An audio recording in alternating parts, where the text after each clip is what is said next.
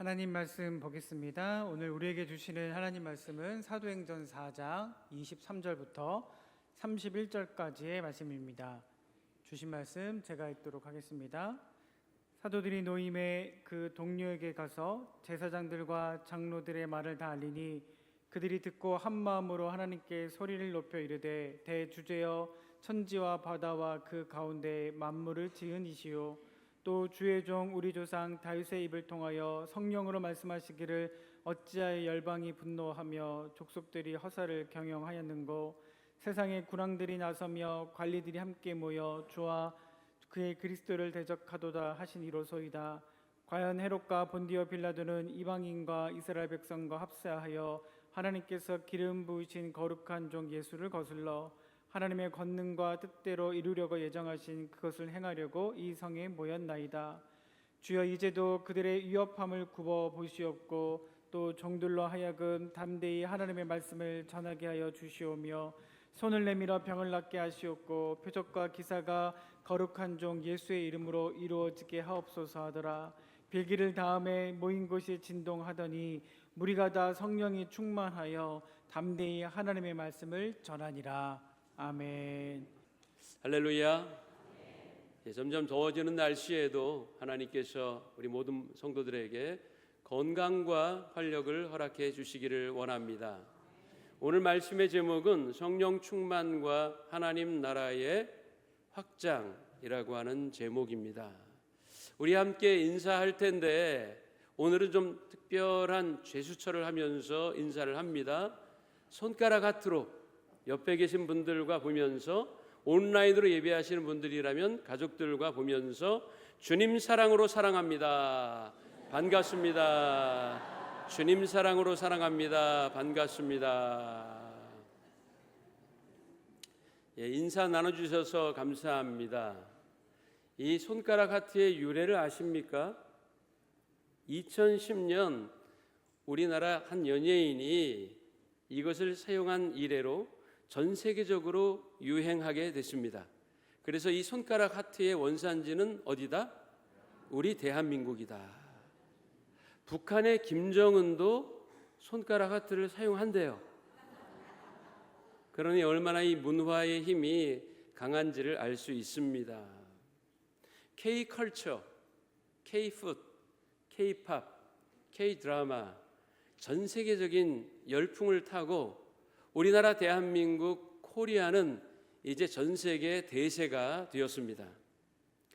극동의 작은 나라 6, 70년 전만 해도 외국 원조가 없으면 지탱할 수 없었던 가난하고 열악했던 나라가 이제는 전 세계 유행을 선도하는 중심 국가로 우뚝 섰어요.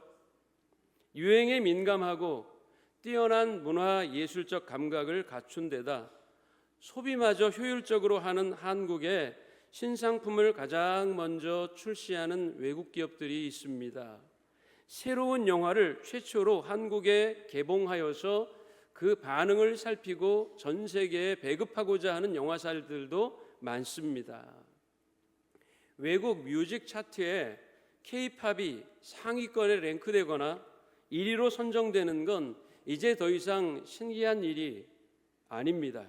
외국에서 개최하는 K-팝 콘서트는 빈자리가 없이 만석을 이루고 인근 국가를 넘어서 꽤 먼 나라에서까지 공연을 보려고 국경 건너 원정을 오는 사람들도 많습니다.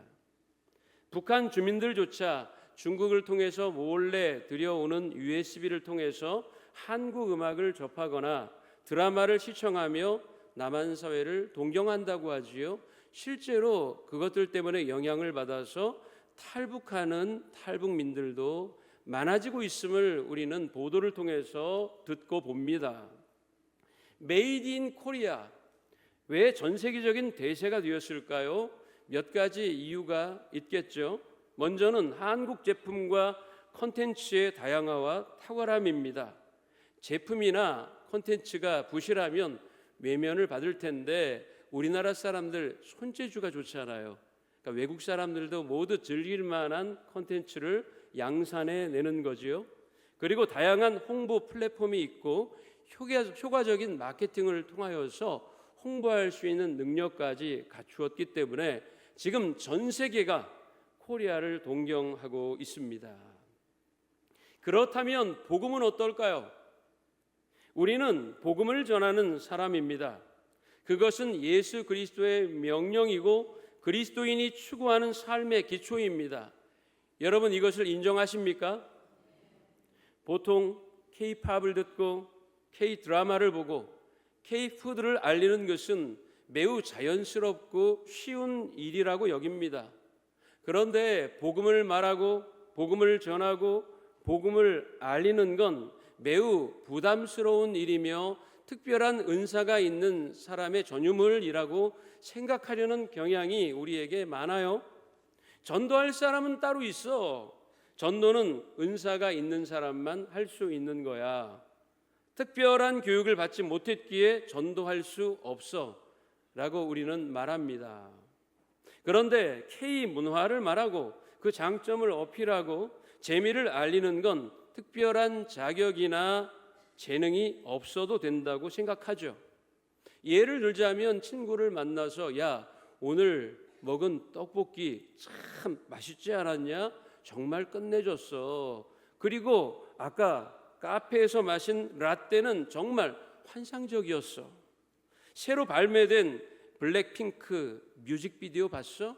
어쩌면 그렇게 세련되고 감각적으로 만들었는지 몰라 라며 수다를 떠는 일 정도라고 여깁니다. 왜 그럴까요? 이유가 몇 가지가 있겠죠. 문화란 기호의 영역, 취향의 영역이기 때문에 그렇습니다. 내가 좋아하고 내 취향에 맞고 내 입맛에 맞으면 선별하면 됩니다. 선택하면 돼요. 누가 강요하지 않아도 흥미를 느끼는 부분은 거부감 없이 받아들이려는 경향이 우리에게 있습니다. 숨 쉬는 것처럼 아주 자연스러운 일이죠.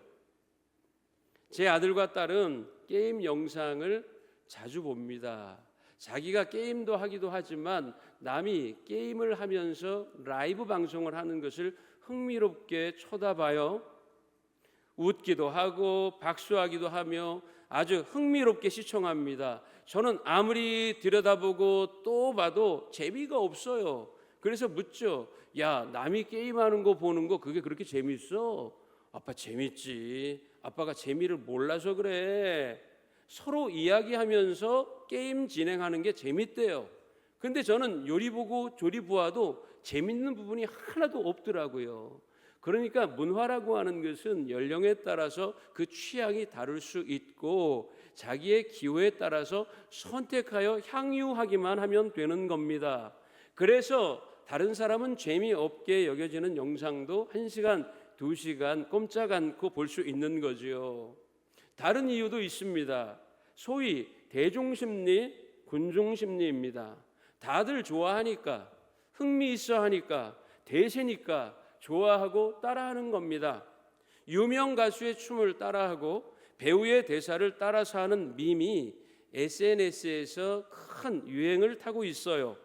잘 모르면 대화에서 소외되고 트렌드를 모르는 사람이 될까 하여 너도 나도 따라하는 겁니다. 그러다 보면 처음에는 별 흥미를 느끼지 않았는데 하다 보면 자기도 그 흥미에 빠지게 되는 것입니다. 좋아지게 되는 거죠. 지금의 문화 소비자들은 소위 관찰자 시점, 시청자 시점에 강조점이 있어 특별히 노력하지 않고 있어도 보고만 있으면 느끼기만 하면 흥미가 옵니다. 보다 쉽게 전파되는 측면이 있지요. 그러나 우리가 어렸을 적에 놀이문화는 적극적 참여자가 되어야 흥미를 느낄 수가 있었어요. 비석치기, 사방치기, 고무줄놀이, 공기놀이. 옆에서 보면 재미있습니까? 별로 재미없습니다. 내가 땀 흘리며 참여해야 능동적으로 움직여야 재미를 느끼게 되는 겁니다. 그러나 지금은 손가락 하나만 까딱하면 너무나도 재밌는 콘텐츠들이 쏟아져 나오기 때문에 접근성이 좋아요. 큰 노력을 요하지도 않습니다. 이러한 것과 비교할 때 신앙생활이라 함은 어렵고 힘든 일, 전도는 절대 내가 할 수 없는 성가시고 고역스러운 일이라고 생각하는 겁니다. 여러분들은 어떠십니까? 10월 18일 주일은 우리 교회가 정한 총동원 전도 주일입니다. 어떤 분은 이렇게 생각할지 몰라요. 이제 올 것이 왔군. 목사님이 이제 매주일 전도하라고 강조하실 텐데 아무리 둘러봐도 전도할 사람이 없고 나는 전도할 능력도 없는 것 같아 어떻게 하지? 이렇게 한숨부터 나오는 분 계십니까? 여러분, 이렇게 되면 전도를 강조하는 담임 목사나 잔소리로 들어야 하는 여러분 양편의 고역이 될 것입니다. 교회의 존재 이유와 목적이 무엇입니까? 회사를 세우면 경제활동을 통해서 이윤을 추구하려고 하고 정당을 설립하면 그 정당의 참여자들이 자신들의 정치 목적을 이루고자 한 마음이 되는 겁니다.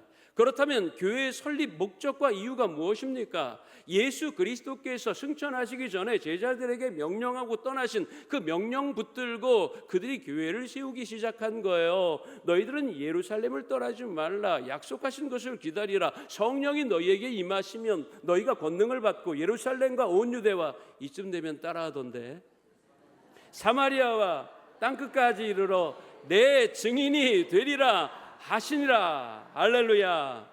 다 아시면서 기쁨으로 전도할 수는 없을까요?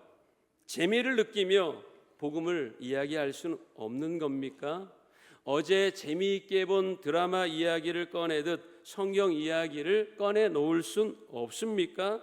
그 어떤 사랑 얘기와는 비교조차 할 수 없는 예수님의 사랑 이야기, 십자가 로맨스, 부활의 멜로를 감동적으로 전할 수는 없을까요?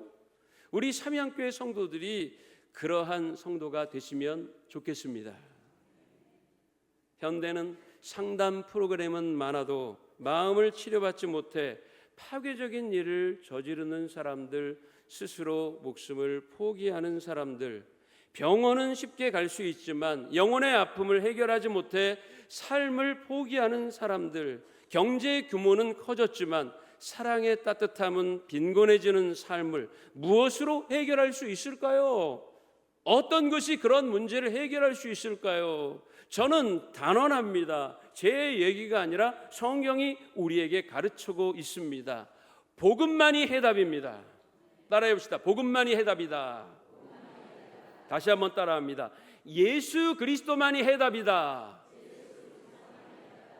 십자가와 부활의 능력만이 낭떠러지 모서리에 선 세상을 건질 수 있음을 믿으시기를 원합니다. 그 역할을 누가 해야 하겠습니까? 바로 저와 여러분이 해야 하는 겁니다. 어떤 이들은 교인이 줄어들고 교회가 위축될 수밖에 없는 이유에 대해 교회가 본을 보이지 못해서라고 진단합니다. 맞는 말이지만 또 한편으로는 틀리기도 해요. 교회가 본을 보이고 착한 사람이 늘어나면 복음을 받아들이고 교회에 나오는 사람들이 늘어날 거라고 여기십니까? 일본 기독교는 매우 신사적이고 정의로우며 사회적으로 존경을 받는다고 합니다. 그래서 일본의 기독교 성직자에게는 은행이 담보도 없이 대출을 해줄 정도라고 해요. 그만큼 명망 있는 종교입니다. 일본 젊은이들의 로망이 무엇인지 아십니까? 교회에서 결혼하는 거예요. 기독교인은 아니지만 뭔가 경건하고 거룩한 느낌이 있는 성전에서 결혼하는 게 좋다고 여기는 거죠. 그런데 그건 그저 유행일 뿐이에요. 교회가 존경을 받아서가 아닙니다. 기독교인이 도덕적이어서가 아닙니다. 그렇다고 우리 교회가 도덕적이 아니어도 된다거나 윤리적이지 않아도 된다는 얘기가 아니에요. 그게 다가 아니라는 얘기입니다. 일본 인구는 1억 2,300만 명 정도 됩니다. 1억 2천만 인구 중 캐톨릭을 포함한 기독교인은 100만 명 남짓이에요. 그중 개신교인은 40만 명 정도죠. 전체 인구의 기독교 인구의 비율이 1%가 채 되지 않고 개신교인으로만 따지면 전 인구의 0.4%입니다. 존경받는 기독교, 신뢰받는 개신교인데 왜 이렇게 교인은 적을까요? 이에서 보듯 교회가 도덕적이라고, 본을 보인다고, 신뢰를 한몸에 받는다고 교회가 자연스럽게 부흥하는 게 아닙니다. 그렇다고 도덕적이 아니어도 된다거나 본을 보이지 않아도 된다는 논리는 아닙니다. 교회 공동체는 그 어떤 사회 공동체보다도 도덕적이어야 됩니다. 신사적이어야 합니다. 일본 기독교 역사를 잠깐 살펴볼까요? 교회가 박해받을 때 일본 교회는 숨는 걸 택합니다. 우리 한국의 캐톨릭 선교는 1784년부터였고 일본은 우리나라보다 234년이나 앞선 1549년부터 기독교 선교가 시작됐습니다. 짧은 선교 역사를 가진 대한민국 기독교는 크게 부흥했는데 우리나라보다도 거의 240년이나 앞선 기독교 선교 역사를 가진 일본 교회는 왜 이렇게 성장하지 못한 걸까요? 말씀드릴게요. 일본 사람들의 내세관이 한 이유가 될 겁니다. 그들은 죽으면 신이 된다는 믿음이 있습니다. 일본 사무라이들이 과감하게 목숨을 던질 수 있었던 것도 내 몸은 초계같이 부서지더라도 나는 신으로 환생할 수 있다는 믿음 때문에 그렇습니다. 이것이 기독교 선교가 쉽지 않은 종교 문화적 요인입니다.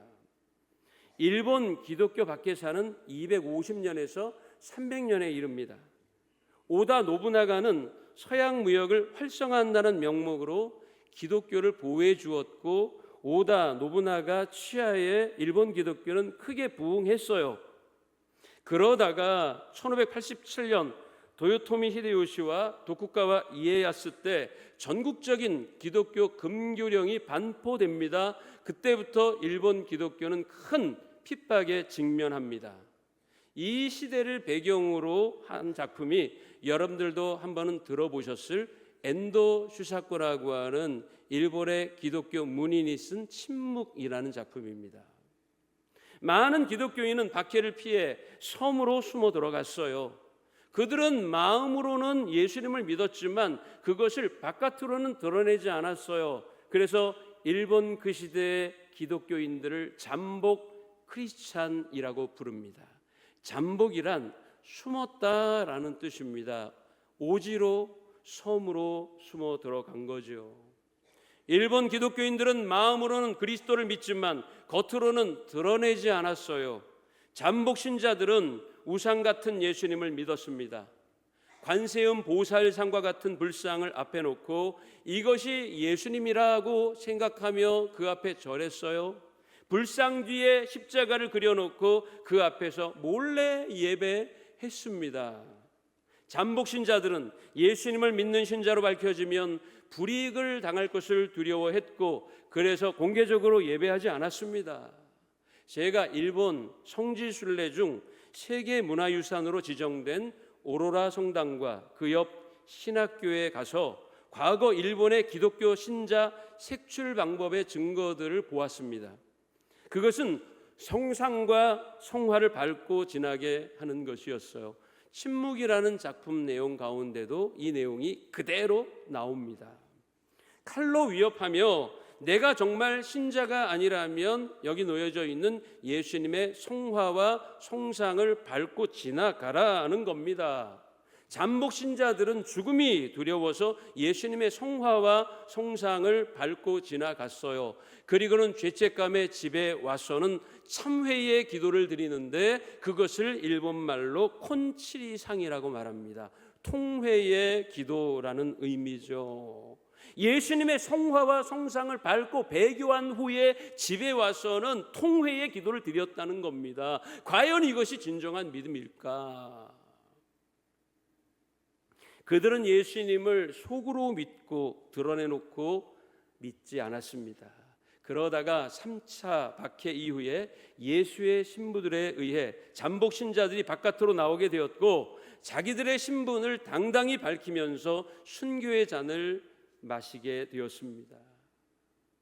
잠복교인 중 죽음을 각오한 사람들이 일본 전역에 흩어졌고 기독교인들에 대한 박해를 반대하는 여론이 일본 내에 거세게 일어나게 되었으며 드디어 일본은 박해를 멈추고 신앙의 자유를 선언하게 된 것입니다. 이것은 역사의 역설을 우리에게 알려주죠. 잠복해 있을 때는 오히려 사나운 박해의 불길이 번져갔지만 죽음을 두려워하지 않고 복음을 전했을 때 신앙의 자유를 얻게 되는 역설의 진리를 깨닫게 됩니다. 로마시아의 기독교인들이 거의 300년 동안 핍박을 받았어요. 그러나 그들은 멈추지 않았습니다. 그들은 내가 예수 그리스도의 사람임을 많은 사람들에게 공개적으로 드러냈습니다. 수많은 신자들이 원형 경기장에 끌려가서 동물들의 밥이 되고 킬링 게임에 희생이 되면서도 그들은 예수 그리스도를 그 압제자들 앞에서도 당당하게 고백했습니다. 끝내 콘스탄틴 대제 때 AD 313년에 로마 제국 내에 기독교가 공인되기에 이르지 않았습니까? 테오도시우스 황제 때는 기독교를 로마의 국교로 제정하기도 했습니다. 로마차의 기독교인들이 두려워서 숨어들었다면 아마 기독교의 명맥은 그때 끊겨버리고 말았겠죠. 우리는 선교에 관해 패배의식이 있어요. 더 이상 전도할 시대가 아니야. 한국교회 부흥의 시대는 이미 지나갔어. 이제는 내실을 다져야 할 때야 라고 말합니다. 그러나 우리 한번 솔직해집시다. 솔직하게 말하면 무관심과 게으름, 안일함을 포장하기 위한 핑계거리는 아닙니까? 스스로에게 한번 물어보라는 거죠. 일본 기독교가 존경을 받아요? 일본 기독교 사역자들, 성직자들은 은행에서 담보도 없이 돈을 빌려줘요. 일본 사회 내에서 기독교는 여러분 존경받는 종교입니다. 그러나 일본 기독교가 부흥하고 있습니까? 우리가 이런 착각과 이러한 착시 현상에 경도되어서 세상이 우리를 환영하지 않으니까, 세상이 우리를 좋게 보지 않으니까 라고 하는 이유로 자꾸 위축이 돼요. 패배의식만 늘어간다는 얘기예요. 여러분, 오늘 사도행전 2장 앞부분을 보면 오순절 성령강림 사건을 전하고 있고 3장에는 성전 미문에 앉아있던 안진뱅이를 베드로와 요한이 고친 사건, 그 이후에 솔로몬 행각에서 베드로가 담대히 설교하는 내용이 나오죠. 성령 강림 사건을 통해 복음이 어떻게 전파되는지에 대한 분명하고 확실한 증거를 우리에게 제시하고 있는데, 전도의 동의는 성령 충만함입니다. 따라해 봅시다. 성령 충만함. 윤리의식과 도덕심이 아니에요. 사회에서 명망받고 존경받는다고 기독교가 부흥하는 게 아니에요. 전하지 않으면 부흥하지 않습니다. 성전 미문 앞에 앉아있던 안진뱅이를 고친 일을 통해 오직 예수 그리스도만이 인간을 구원하는 유일한 길임을 우리에게 가르쳐 줍니다. 사람들은 항상 안진뱅이가 요구했던 것처럼 무엇을 얻을까 하는 마음으로 살아가죠. 그것은 금과 은을 얻기 위한 일에 전생애를 건다는 겁니다. 그러나 베드로는 이런 어리석은 생각을 바꾸어 놓죠. 사도행전 3장 6절 같이 읽어볼까요? 은과 금은 내게 없거니와 내게 있는 이것을 내게 주노니 나사렛 예수 그리스도의 이름으로 일어나 걸으라. 아멘.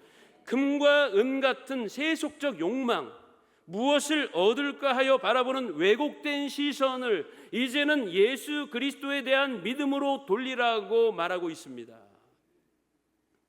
자기가 행한 기적에 놀라는 사람들에게 베드로는 이어 말하죠. 사도행전 3장 12절입니다. 이스라엘 사람들아, 이 일을 왜 놀랍게 여기냐?